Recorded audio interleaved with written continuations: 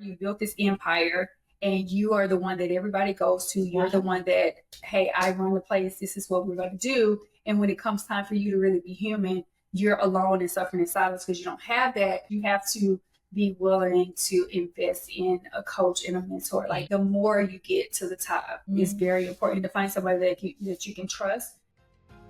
Hey there, welcome to Entrepreneurs with Heart. I'm Adria. And I'm Sydney, and we're here to help you build a rock solid business so that you can kiss that 9-to-5 goodbye and turn your side hustle into your dream job. So if you're looking for down-to-earth advice from someone who's actually grown a business from scratch to 7 figures, you're in the right place. We got the scoop on everything from growing your online presence, nailing email marketing, and even how to build your team without losing your mind. Right? Plus, we'll dive into content marketing, website hacks, social media tricks, getting more traffic, staying productive, basically everything you need to know to grow your business without going back to school.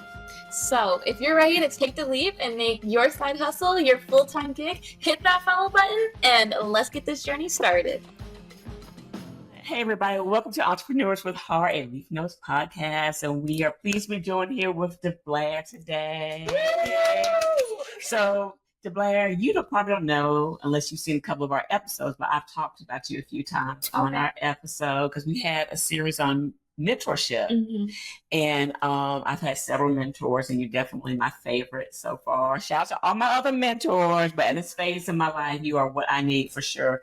But I realized I don't really know a lot about your background, so I would love to hear how you got into this role and just like your journey, because I'm sure there were some bobs and weaves. Yeah, so thank you. First of all, thank you for having me, and I'm honored to be one of your main people that's necessary in your life. But I actually wrote a book about my journey, which was my first book that I wrote. And no, I have not always been this person that you see. No, I have not always been this polished. I've always had common sense because I was raised right, but I didn't always do what I was supposed to do. Of course. So, of course, my upbringing was a little, I would say it was rough because of the things that I was into. Just coming up in a small city, there was a lot of room to just explore and not a lot of room for things that you were not supposed to be getting into. So I was into like gangs and just fighting. I would never. Like that. I can see the fighting. Yes.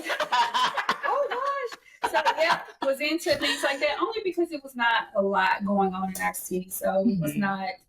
We had time to do nothing but be in everybody else's business. Where are you from? So I'm from Mississippi. It's a small city called Winona. So I am from Mississippi. And I'm very transparent, and I talk about it in my book. You know, my upbringing. I was raised with my mother. I met my father in my 30s. Oh, okay. So, and we have a great relationship now. And that was pretty much the journey. Like, the things that I was doing was taking me down a path that I knew was my grandmother didn't raise me like that, and my mama didn't raise me like that. But I was just accustomed to my surroundings. Yeah. And I was basically exposed to that. But I knew I wanted greater. I knew better. So I think my life really shifted once I went to college and I got out of my city and I joined the military. Okay. And once I joined the military, you know, things just started coming together in that discipline and me seeing more and wanting more and having the opportunity to have that in my reach. It kind of changed the trajectory of my life. And then I started down this path. I mean, I guess, you know, there's looks is only the exterior, but like looking at you, I'm like, I could never imagine such a background. And I wanted to know, because as someone who doesn't consider themselves to be too polished, how did you gain that sort of confidence? And because you walk in with so much elegance and like you own the room in a way. And I just want to know, like, was that a journey or did you always have that like about you, even from where you came from and what you've been through? That's a good question. I don't know. And I don't see what you see, you know, so I don't know, but I can say that once I got on the journey to purposely want to be better, that has been my whole aura. So whatever that looked like, you know, so I was a tomboy. So I didn't even dress girly up until college when I pledged, and my sorority sisters were looking a certain type of way. So I was like, okay, let me try to look like a girl, you know? So it was only into that. So I can say nothing happened on purpose. Everything was just kind of intentional based on the surroundings I was in at that particular time. So as far as me with the confidence, it's just like really loving myself and accepting who I am as a person, and then surrounding myself with people that can pour into me, that can just like tell me right from wrong and put me where I need to be. Coaches, mentors, not being afraid to just grow and be a sponge. And I guess that energy is what I possess, but it has everything to do with the people that have supported me and got me on this journey. That's a perfect answer. Let's talk about what made you want to go into the military. What branch of the military are you in? And how's that been for you? Because you've been in the military for a while. Like, why have you chosen to stay there? Just give me all of that. Yes. Okay, so I told you about my life, where I grew up, and I just wanted to get away from my city. And when I went into the military, and I tell this story, and it's also in my book, I actually joined the military behind my family's back. So they didn't even know that I joined. So I went to college for a year. So my grandmother did not want me to leave her sight. She was very possessive. She wanted me there. So I did what she wanted me to do. I went to college, Mississippi State, for a year. Found a recruiter. Joined the military, and she found out when it was time for me to go to basic training. The recruiter drove me to my grandmother's house and said that your baby is about to be in the military. We are leaving today. Oh my God. Yeah, so I am in the Air Force. I've been in for almost 25 years. I decided to stay because it has been great. I guess I created the discipline, and I've had the opportunity to travel places I've never would have traveled just on my own. And I feel like it was what I needed. So I took accountability for the life that I had to say, you know what? Because most people, because it's hard, they would run from it. Yes. But I used it to my advantage to say, okay, this is going to be something that I can use for the rest of my life. And I'm the way I am now because of the discipline that I gained from them. And I owe it all to them because my parents, they told me this, and I didn't listen, you know. But when I had to listen, there was no choice. And then I wanted something better, you know, and it stopped being about just like making bad choices, almost going to jail, being a convicted felon, all of that stuff. Because I was into all that. I didn't do drugs, but I was around it, you know. So just seeing that I could have went in a totally different direction, and now I'm on a path, and it saved my life. So I think you kind of tapped into, because you are the most, and I grew up with a mother who is a Sagittarius, and she does not play. And she is disciplined, but you have her beat for sure. You have a mom, you know, grandma does not play. Case in point, when she had a stroke, you know, most families have to go hunting for paperwork, whatever, file folder, everything labeled. I mean, it took us like 15 minutes to get everything we were up out of there. But you have her beat. So is that from the military, do you think? Or was that part of you already? And the military brought it out? I feel like I was always a little organized. I came from a family that was just like on top of things, like cleaning up, wake up in the morning, clean up, make your bed or whatever. I guess it was instilled in me, but I just didn't listen until I had to listen. But when I got in the military, and also when I started doing fitness competitions, when, you know, my eating a particular way, everything after the military became so structured in my life. So it was something that you was used to. So if you do things so long, it just becomes a habit. Right. Yeah. So it, like I said, I didn't even realize I was still entering into being disciplined. I feel like doing fitness competitions is more disciplined than being in the military. Okay. You know, because you have to, you be at the gym at a certain time, your lifestyle is a certain way, you go to bed at a certain time, eat a certain thing, and you can't deviate from that. So they're probably like neck and neck. So just consistent structure.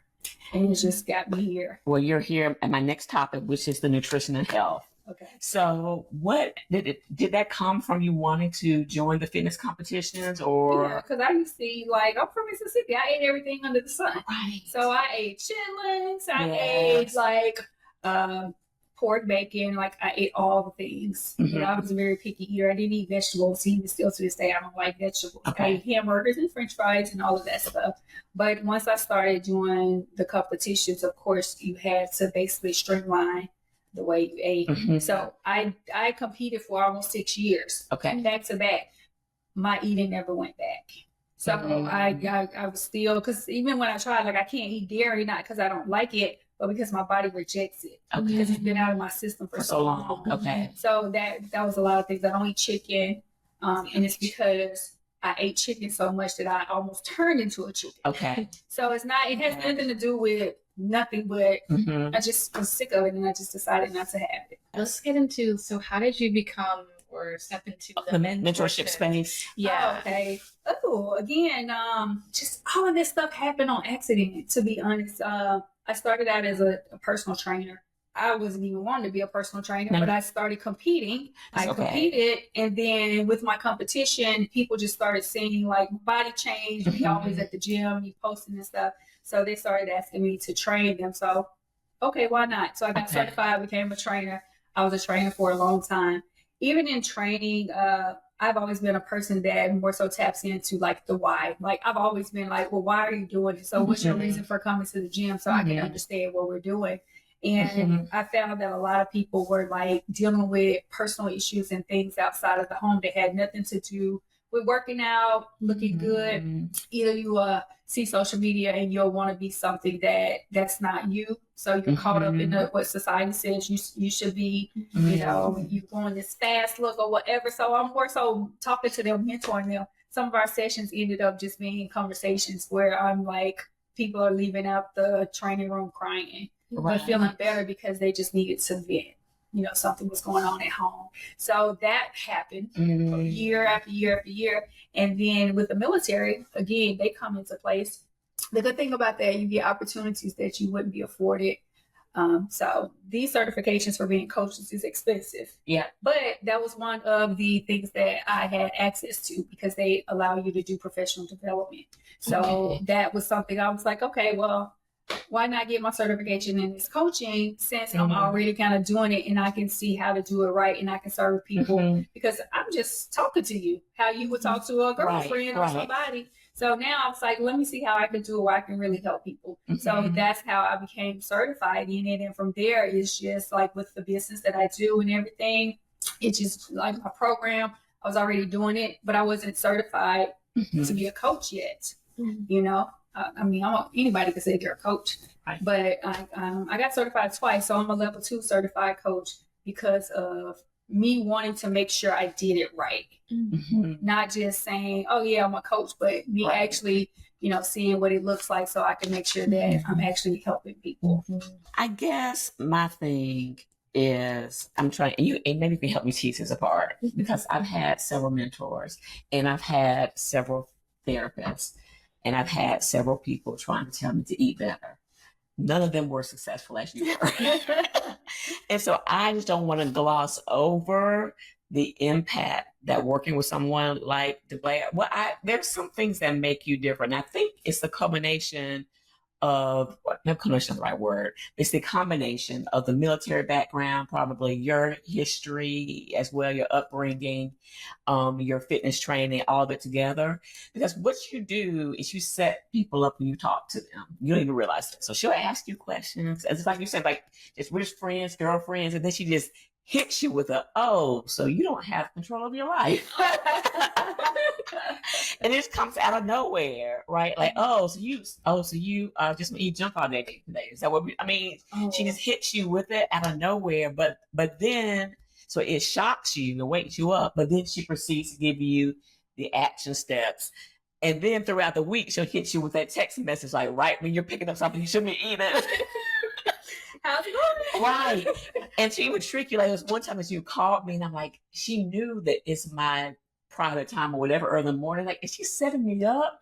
I mean, but yeah, so it's just a really great experience working with someone. Have you ever had someone that just told you how it was? No. I think sometimes we hear like really delusional like excuses, like, I'm not just eating junk food. It's just one time. We keep telling ourselves one time is like really like you just eat junk food all the time. You know, so when you have someone who's on the outside looking in who's calling you out on your BS. Right? Yes. Like it does.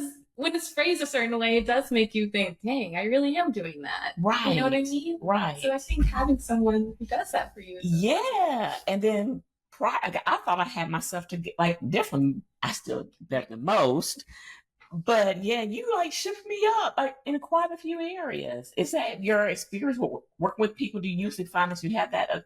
Do they give you that feedback?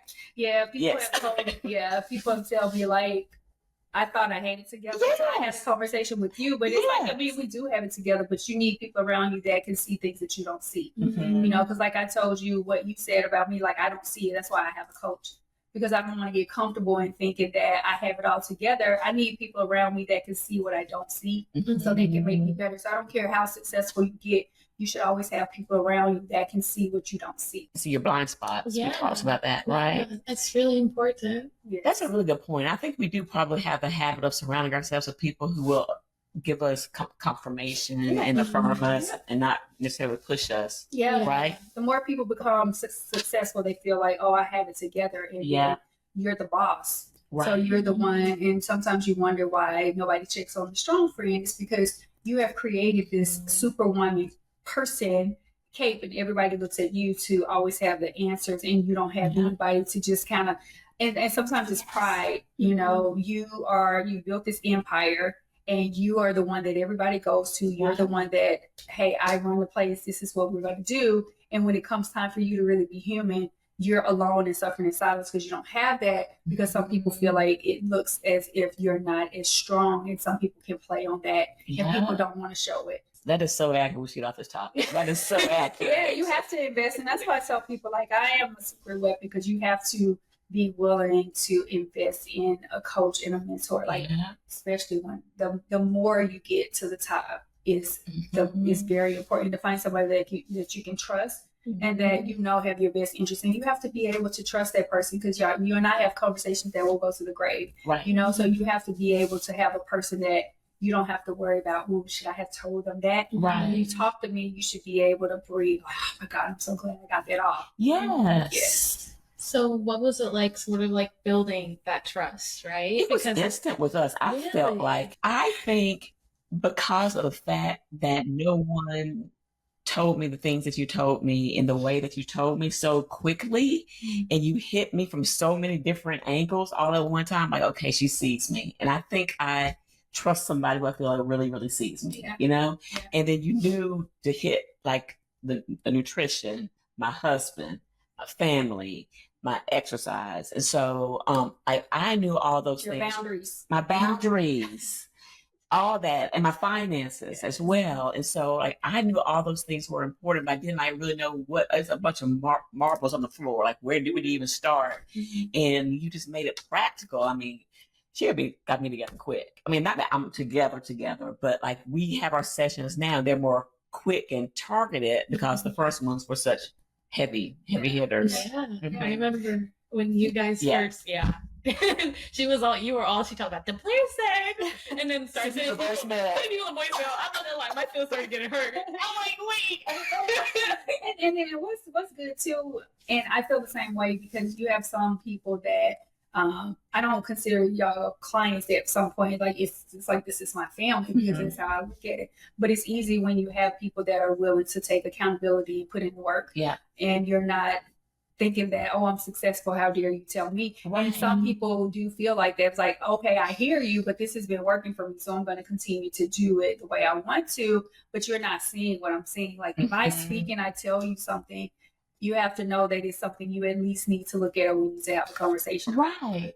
Yeah. So I do think that is helpful, because I am receptive to feedback for sure. You are very much so. Yes. I like want to get better. And you get excited I'm going to say this because it's easy to say, the coffee.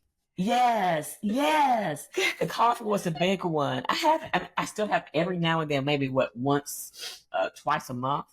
But yeah, like the coffee, I did not believe that was affecting my appetite. But man, I've turned my tea now to a whole ritual in the morning. Now, it's the cinnamon and ginger for me. Yes, yes. So that's been a game changer. So yeah, things like that where we built trust. Like, okay, Blair says coffee, I'm roll my eyes.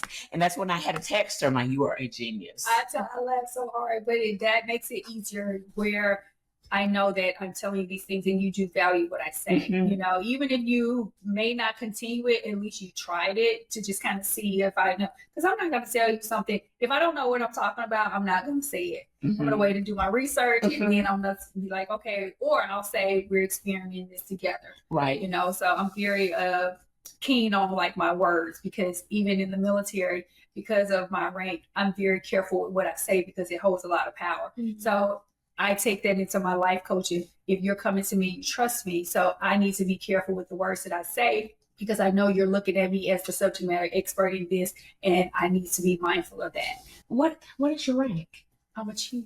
I know that's right. That's awesome. It's actually the highest rank. I can't go no higher than this. So if I retire, that's just what it is. So yeah, I'm an E9, and that is the highest enlisted rank that you can achieve in the Air Force. And it's more, I'm most proud of that when people ask me, because like us brown skinned girls, we don't get that. Yeah. Being a woman and also being a Black woman, it's very rare that we get to that rank in the military. Wow. So what is next for you? You've done so much. Let's talk about your 8-figure brand company. Let's talk about that. Yeah. So my brand company started off as just paraphernalia, like fitness workout clothes or whatever. It's so cute. And then I grew it into like a whole empire. It's now a corporation. So now I have my program under it, my conference, my books. Like it's just a whole empire that I have under it. And it started in 2018, and that's when I decided that I no longer wanted personal training to take over my life. And that was the whole thing with the boundaries. So the way I lead my clients comes from a lot of experience and me seeing where it could lead. Because like I said, in my last relationship that I had, it pretty much suffered as a result of me working so much and me not even taking time to put into it. It was more so about my career, because I still don't tell people, but my clientele, celebrity clients, high-end clients, movie stars, actresses, like I train them all, but I do not put them out there to say, well, these are my clients. Right. So I created my business based on me, like, you know, me putting it out there. And I did not want to allow a celebrity or a person to be the reason why people wanted to come to me, you know? So I it took me a little longer. So I was really grinding. You know, because one thing I can do, you know, from my upbringing, I can hustle. Right. So I was a hustler, leave early in the morning, 4 or 5 in the morning. I wouldn't get back to 8, 9 o'clock at night. I was neglecting my family, my friends, my relationships, everything. So I even feel that to this day, where I am in my life had everything to do with me putting my heart and soul into my career versus like prioritizing. So that's why that is such a priority to me. And that's why I'm able to let people see it like, hey, let me show you something. You know, I'm not going to tell you, I'm going to show you. Like, let me show you this. Or have you had this conversation? Well, is it really okay? How do you know? Are you assuming, or have you had that conversation? Oh, those words you said to me. Yes. So it's that right there was very pivotal in that. So that's how my brand has basically become what it is now. So now I'm hosting conferences, which I just had my sold out conference last week. Yeah, so last weekend I did my 3-day conference. It was sold out. That's amazing. So this is year 3. So we're already planning year 4. So year 5, we plan on taking it on the road. So it'll be somewhere. We don't know. I'm thinking Dallas, you know, but got to compete with Sarah Jake. So I'm like, Sarah, I'm coming for you. But yeah, it's 3 days. So we're getting ready to take it on the road. That's amazing. What are those conferences like? What are the workshops, or what do you do? It's work. It's transformational. So it's not. And I tell people, we had our kickoff party, after party yesterday. We had another after party on Zoom. And I tell people, don't come to my event if you think you're just going to be chilling, because we work. So it's more transformational. I say, I'm not a motivational speaker. I'm not an inspirational speaker. I need to figure out what's going on and how we can get you to the next level. So it's all about work. I bring in experts, and the same with my program, because I have a 10-week program. But I bring in experts like financial advisors. I bring in doctors. I bring in nutritionists, whoever, you know, whatever you need. I have the network, and I've built that and created that over time. So I bring them in. So I have panelists on the stage too, to just kind of speak to them and just kind of show them, you know, how they can excel in their life. But you first have to determine where the work needs to be done. And then I just show them the resources that I have. So it's work. So you leave there, they left there, they already have work that they need to do. Yeah. So even if you don't, become a client of mine, we've already identified areas that you need to work on. I have no doubt. I can only imagine that is grueling. What you got? Oh, well, mine was a little off topic. Go. Okay, so I wanted to ask if you had any advice for the little version of yourself. What would that be? Yeah, well, I really feel like the little version of myself, like, I'm who I am because of that little version.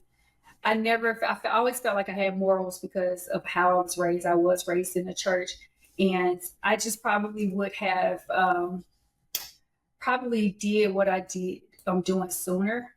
I probably would not have made some of the decisions that I made, but on the same flip side, I look at it as a lesson. I'm able to speak and give testimonies because of the things that I experienced. So I would have just told her like to just keep going, like no matter what, because I was no one to ever give up. I would have just said, don't allow the people around you to dictate your future, because sometimes I did that. I would belittle myself just to make sure I fit in, or I would try to become something that I wasn't or whatever. And it was nobody else's fault. I take full accountability, but just keep going, like probably start sooner, snap out of it sooner, but I didn't, but it is what it is. I turned out to be okay, I guess. So I want to talk about your sense of fashion and style, because you were always put together. Every time I see, even when you're in the car, we take our calls in the car, you still look amazing. You think so? Oh my gosh. Oh my God. Like your outfit at Essence was just gorgeous. Every single time. So where do you get your sense of fashion from? So I have a best friend that's into fashion, because I'm not. I'm not Really? into fashion. Nope, I'm not into fashion at all. If I could help it, I would wear workout clothes every single day. But I do like looking good, so I'll put some stuff together. So I have a stylist now, but just get my inspiration from just kind of like my best friend that's so into it. And I just like nice things. I know how to put an outfit together, but I wouldn't even say that I'm a fashionista at all. But I have been more, like, I guess, pay more attention to it lately, because I like how I feel when I can like become myself in something that I wear. You know what I mean? That I'm not doing anything trendy. It's just kind of like, this is what I put together, whether it matches or not. I feel good because I feel like I look good in it, because I like how it makes me feel. So no fashion background, even to this day, even for my events, I hire somebody, a stylist. And I just like how they make me feel. So I'm like, oh, I like this. So I try a little harder. Every time, I always put together, like, what is she wearing today? Yes. Oh, what does self-care look like for you? Self-care is peace for me. So whatever that looks like. And for a lot of people, I do like the massages and all the things or whatever. But self-care for me is like when I have peace in my life. It's not chaotic. I don't have like drama or things that are causing me to be stressed out, because I have health issues, so I have to be very conscious of that. So self-care to me is knowing that I have a peace of mind, and that when I go to bed at night, it's a peaceful sleep. All the other stuff, that's additional. But having good relationships, like with your family and the people that you love and you care about most, because that stuff can really stress you out and cause you not to even enjoy the things that you worked hard for. So self-care to me is just a peace of mind. I hear you. What causes you to be stressed? Conflict. Just sometimes like relationships that you care about more than others. And sometimes when you see things that others don't see, and I have to sometimes like take me out the equation and know that just I can be at peace knowing that if I wanted to settle a conflict and the other person don't, then it's okay. So that usually stresses me out, because I love hard, and I always want to be the person that fixes things, because I'm a big communicator. So when I feel like I don't have that control, it stresses me out. And I had to learn to just relinquish that, because everything is not about me. It's not about me having control. And I started finding peace in just doing what I was able to do, and then just walking away from it. Okay. I have one more question. Okay. Because I can just imagine, you just seem so organized and put together. I want to know, what does your day look like on a regular basis? Like what time you get up and walk me through the whole thing? Yep. So I get up. Typically, my body automatically wakes up about 5. I knew that was going to be the answer. Oh, yeah. 4:45. That's so amazing. Regardless, no matter what I'm doing, Saturday, Sunday, my body, it automatically wakes up. And typically when I get up, I'm an eater. Like I have to eat. So if you want to get on my bad side, don't feed me. So I have to eat. So consistently eating and working out, gym, things like that. Even when I'm working with the military, I'll get up early enough to get that done, or I'll do it in the evening time. But if I'm not on duty, it's like getting up, going to the gym. I spend hours at the gym because that's peace for me. And then I'm a person that I like to work late. So I'll start my work like in my business or whatever. I'll start that, injecting family, going out to lunch or whatever. And I've created a life that I like. Yeah. It's not a normal life where people think, oh, you go to work, you go to lunch. Like when I'm off military duty, the life that I have created intentionally is me being able to have the freedom to do whatever I want to do, but still having the discipline to know that I still have to handle business. So I can start working in my business at 7 or 8 o'clock, and I can work up until 2 or 3, and it's just a peace of mind. And I still get up at 5. Yeah. So definitely like now, going to lunch with friends, family, with my boyfriend or the girls, that right there is pivotal because I have not always given them that time, so me being able to do that and still sustain a business and still being able to do the military stuff is pretty much how my day looks. That's awesome.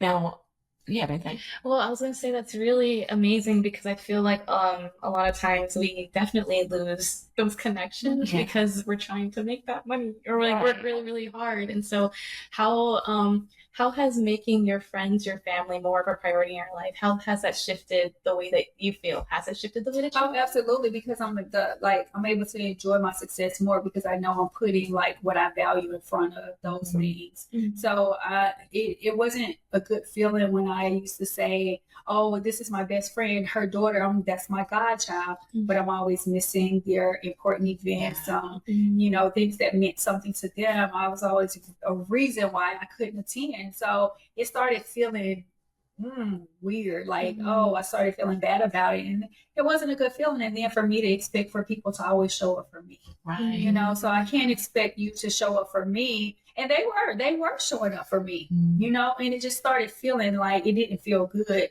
So I always feel like people were showing up for you. You expect them to show up for you, but you're always putting them on the back burner. So I really had to change that. I knew I wanted a successful business, but I also wanted success when it came to my personal life. So I worked really, really hard on that. What did that look like? So just kind of like setting boundaries and making sure that I changed it. So I even in my affirmations, I have specific things that I want my life to look like, and once I got clarity on what I wanted, I just started actually putting in the work. And it took time, spending more time with my mom, wanting my mom to come here, being able to take care of her financially. It took a lot of sacrifices and taking me out the equation to do it. Sometimes I had to say no or move things around, better time management, planning. I plan my year in December for the entire next year. So I'll call my friends and they know it. I'm going to call them, hey, your birthday is in August. What are you doing?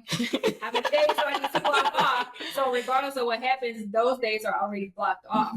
So making sure you're very, very strategic with your calendar.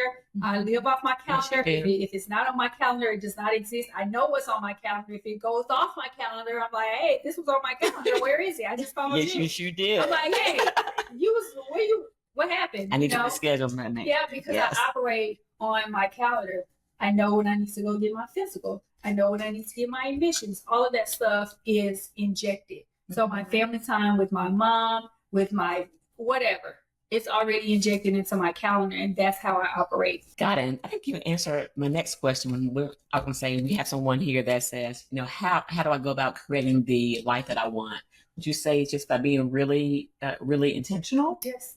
You have to know. So when I talk to people and I ask them, I was like, what feels good to you? Because some people are scared to say, like, well, I want to do this, but I don't want to say it because it's not realistic. Like, well, what is it? Do you want to be done with your day at 2:00? Like, let's put it out there and let's just be realistic about it and see, okay, if you're done at your day at 2:00, are you going to be able to make money? Like, what does that look like? You start asking questions and then you can start getting clarity on that. What is lacking? What are you feeling bad about? What do you value? You value religion. How often do you want to go to church? Do you want to be more involved in the church? So it's just particular questions that you start asking a person when they say they want the life that they want. You got to write it down. Like, what does it look like? And then it can change. You know, you don't have to get it in one sitting. You know, this life that I wanted, like, something changed. Oh, I thought I wanted that, but I'm going to do it this way. And it's still changing even to this day. But I got more control over it, and I feel better knowing that my values, they align with my goals. Okay, so I'm gonna have to get the book. I'm gonna have to get the book because we're gonna be out of time in a minute. Okay, so my question was, so with all these things, like with writing down your intentions and everything, do you journal? Like, do you write them down there, or like how do you? Yes, yep. I have a book. I love books. Let me tell you what I don't journal. I don't journal things that I don't want people to know. Because I don't, and I tell my friends that all the time. But in regards, I have checklists. I'm a sticky note person, and I have checklists, and I'm old school. So I have books that I have this one blue book that anything I brain up every day. So I already know what I need to do when I go home. It's out of my head. I don't have to think about it because it's in my book, right? So anything that I need to do, I write it down, even in my notes. Like, I have notes that I need to put into my book. So just be very organized in your life or whatever is the way I do it. Let's talk about affirmation. You mentioned that. Do you have a book of affirmation? I do. All right, let's talk about it. I do have a book of affirmations, and what got me into affirmations is I read this book called The Secret. Here we go. That's one of my favorite books. I read this book called The Secret, and this guy, oh my God, it took me a year to read it because he kept saying, you need to read The Secret. And I'm like, I'm not into that stuff. Like, leave me alone. So I finally, just because of him, and I didn't do it because I wanted to, I just did it so he could shut up. And I did it, and then I was like, right. Things started happening, checks started coming in the mail, because I really believe that you can actually think about something and then words mean things. Yeah. Right. So I was like, okay, well, this is good. You know what I mean? And then I started hearing more about affirmations and things like being intentional and manifestations and stuff like that. So I was just like, I do believe in a higher being. That is nothing but an affirmation, because when we're praying, we're affirming what we want from God. It's a request, right? So just starting to believe it. Like, I started putting my life into words. And it's one thing to put it into words, but it's another thing when you start believing it. So what The Secret teaches you is to believe what you're manifesting. So it's all about that. So that's another way that you create the life, because life is all about believing. You can be a gymnast and have low confidence and not believe that you can do these flips or whatever, and you're going to fall short. Yeah. But if you have that confidence and that belief and knowing, you're affirming that I'm about to get out here and I'm going to kill it. Like, that's what's going to happen. So I feel like it's very, very strong, and it's just a way, and it's not anything all spiritual or holy, but it's just a way for you to create that confidence in knowing that this is what I want, and this is what I believe, and it's going to happen. Was that like a turning point for you when you read that book? It was a turning point for me, because it was scary at first, and even now, like, it's kind of scary, because I feel like I think certain things and it happens, and I'm like, what is happening? You know what I mean? So you have to just kind of be careful with it, and I want to do it more, but it takes a lot of discipline sometimes too for that. But I'm really good with writing it down and like remembering it and just reminding myself, like, this is what you said. That's how my conference became a thing, because I did a 3-day conference off the cuff. I didn't do it one day. I didn't do a brunch. I went straight into doing a 3-day conference, because I had this board I ordered from Amazon. It's this whiteboard that I told you to get the board. Yes, you did. It's this whiteboard I got from Amazon, and I wrote down there, I am going to have a 3-day conference on this date. And I just saw it every single day. Wow. And it happened, and it's been 3 years since. And it's just like anything that I write down, because I'm seeing it all the time. It ain't no trick to it. It's just like I'm seeing it all the time, and it's in my head, and I'm believing that it's going to happen because every day I'm walking in, I'm planning, I'm doing it, Right. and the things are happening. So for someone who maybe has heard of affirmations or heard about The Secret but needs to like dip their toe in, what would you recommend that they do? How should they start? I just want them to start on just taking an audit and looking at their lives. If you like how your life is, continue how you are. But if you feel like there are some things that could use some changes and you're open to like exploring those things, just use some of your resources and tap into it. It's simple. It's like there's no trick to telling people, you know, if you have this or that, like if you want to just explore something different, like just try it. You may like it, you may not. If you don't, like go to the next thing. I really like The Secret because I feel like it actually made me realize how important my thoughts were. Yes. Because I realized that I'm working on it. So I'm manifesting. I am a half glass full person, but it hasn't always been that way. You know what I mean? But I feel like having a book that says, oh, wait, when you think this, you're kind of putting it into the universe that this is true, you know? I think that really just helps, you know, be more mindful about the way you treat yourself, the way you think about the world around you. And, you know, that has really changed even the way I speak, you know, because, you know, you say a lot of negative things and you don't even realize it. You know, you inject sickness on yourself or say, oh, I'm broke. I don't have no money. I'm broke. Right. Like, you got to be mindful of those things because you're putting that stuff in the atmosphere. Oh, I feel so bad. I'm so sick. No, anything I say, I'm catching myself. And I tell my clients too, like, it's not, I'm trying, I'm doing, like, the words mean a lot. And I'm very, very mindful of how I speak and the things that I say. And even when I believe, because we're human, so we are going to have those thoughts, you know. So even with that, I'll say something like deny, or, you know, like what word was I using at one point? Cancel. Like if I have that negative thought in my head, I might say cancel, you know, because my mind is playing tricks on me. And you have to be able to recognize that and just cancel that statement before it even gets into the atmosphere. That's good stuff right there. I'll never forget the time I learned never to do that. Never whine to Deblair. I was whining to, and you let me set me up again. Let me do it. Then she said, and I quote, you need to watch the things you say to yourself.